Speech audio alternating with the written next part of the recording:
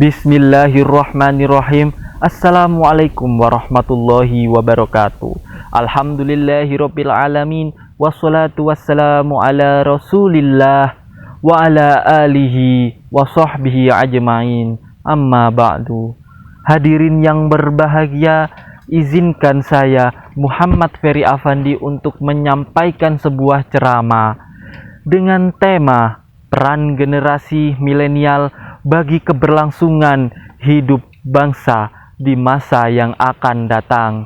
Kutipan dari sebuah jurnal karya seorang penulis yang bernama Rahma Nisfatul Mazmuza berbicara mengenai pemuda.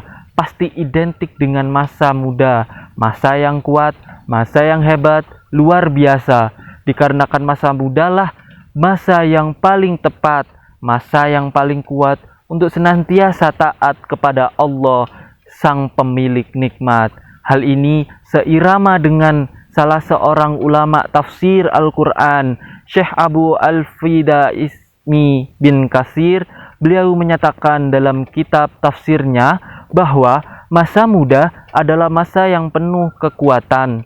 Telah sebelumnya berada pada masa kelelahan, hingga pantas setelah proklamator kita Bung Karno pernah berkata, "Berikanlah kepadaku 10 orang pemuda, niscaya akan aku goncangkan dunia ini dengannya."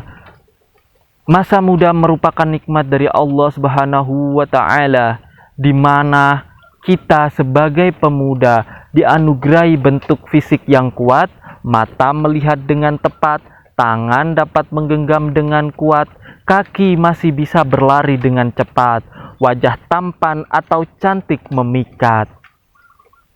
Maka gunakanlah wahai pemuda untuk senantiasa taat kepada Allah yang maha hebat. Hadirin rahimakumullah, namun justru sangat menyedihkan, memalukan, bahkan memilukan.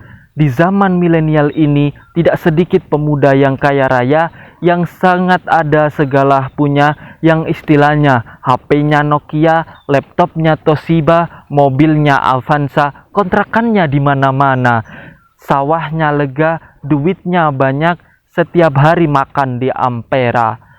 Tetapi batinnya terluka, hatinya penuh dengan gegana, dikarenakan terjerumus dalam jurang narkoba dan terbujuk rayuan wanita penggoda. Dikarenakan mereka melanggar aturan Allah yang maha kuasa. Padahal Syekh Mustafa Al-Hulayani, salah seorang pujangga Mesir, menyatakan dalam syairnya, "Sesungguhnya di tangan kitalah, di tangan para pemuda, urusan umat ini digenggam pada tangan-tangan mereka, hidup dan matinya umat ini." Hadirin hadirat rahimakumullah, kemudian pasti timbul pertanyaan dalam hati kita, bagaimana kita sebagai seorang pemuda yang merupakan harapan bangsa juga harapan mertua dalam menghadapi dampak negatif di era globalisasi di zaman milenial ini, supaya kita terhindar dari narkoba dan lain sebagainya. Jawabannya, Imam Syahid Al-Qudus dalam kitabnya Islam memberikan solusi kepada kita dengan cara kita sebagai pemuda harus senantiasa semangat untuk belajar ilmu pengetahuan. Sebagaimana Rasul pernah bersabda dalam hadisnya yang berarti, menuntut ilmu itu wajib bagi setiap orang laki-laki dan setiap orang perempuan. Hadirin yang saya ta'zimi, oleh karena itu, marilah kita untuk senantiasa terus semangat belajar ilmu pengetahuan umum disertai mendalami ilmu pengetahuan agama. Dikarenakan salah seorang ilmuwan, Albert Einstein, pernah berkata, "Science without religion is lame. Religion without science is blind." Artinya, sains tanpa agama itu lumpuh atau timpang, dan agama tanpa sains itu buta. Oleh karena itu, marilah kita sebagai pemuda untuk terus semangat belajar ilmu pengetahuan umum disertai mendalami ilmu pengetahuan agama, sehingga kita menjadi pemuda yang berilmu, beriman, dan bertakwa yang akan membuat bangga di negeri kita, percaya di zaman milenial ini.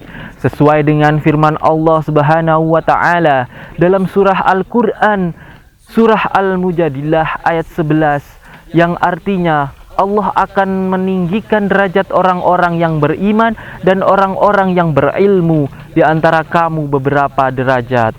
Hadirin rahimakumullah, semoga kita menjadi remaja atau pemuda harapan bangsa dan agama yang berilmu, beriman, dan bertakwa, serta jauh dari narkoba dan dekat dengan rahmat Allah yang Maha Kuasa, sehingga kita hidup bahagia di dunia, terlebih kelak di akhirat. Amin ya Rabbal Alamin. Demikian materi yang dapat saya sampaikan. Terima kasih atas segala perhatian. Mohon maaf apabila ada kesalahan. Dan akhir kata, hidup sendirian tanpa kekasih. Cukup sekian dan terima kasih. Undur makola wala tandur mangkola. Wassalamualaikum warahmatullahi wabarakatuh.